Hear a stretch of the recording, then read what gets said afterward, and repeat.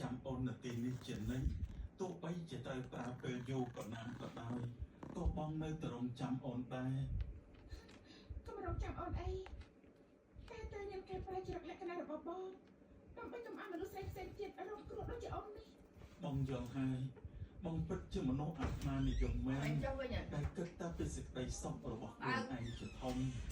មេរៀនដែលជួយចាប់បំផុតនៅក្នុងជីវិតជួនកាលគឺជាមេរៀនដែលជួយឲ្យយើងលូតលាស់ខ្លាំងបំផុត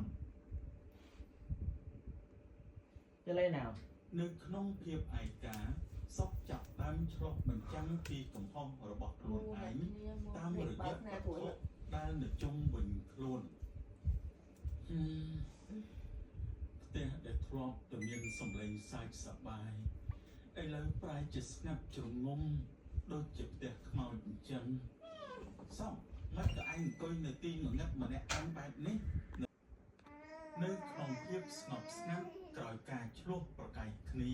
សំណួរមួយបានត្រូវសួរចេញមកដើម្បីស្វែងរកការពិតមានសំណួរមួយចង់សួរបងតើបងអាចឆ្លើយត្រង់បានទេចង់សួរអីក៏សួរមកកុំមកប្រើទឹកមកស្មាបែបហ្នឹងដាក់បងមើលទៅមិនចូលចិត្តតតែសោះតើបងពិតជាស្រឡាញ់លោកអូនឬក៏បងគ្រាន់តែស្រឡាញ់អំណាចតែបងមានលើជីវិតរបស់អូនតែប៉ុណ្ណោះទេសំណួរឈួតអីហ្នឹង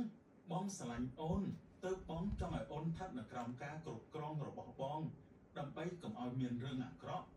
ស្នេហាដ៏ត្រឹមត្រូវគឺជាការផ្ដល់កម្លាំងចិត្តឲ្យគ្នាទៅវិញទៅមកមិនមែនជាការដកហូតសិទ្ធិសម្រេចចិត្តដៃគូរបស់គេនោះទេបងគ្រាន់តែចង់ការពារអូនពីពិភពខាងក្រៅដែលពោពេញទៅដោយការភៀបបោកប្រាស់តែអូនបែរជាយល់ច្រឡំមកលើបងចង់ការពារអូនបងក៏ទៅធ្វើជាបង្អែកឲ្យអូនដល់រឹងមាំ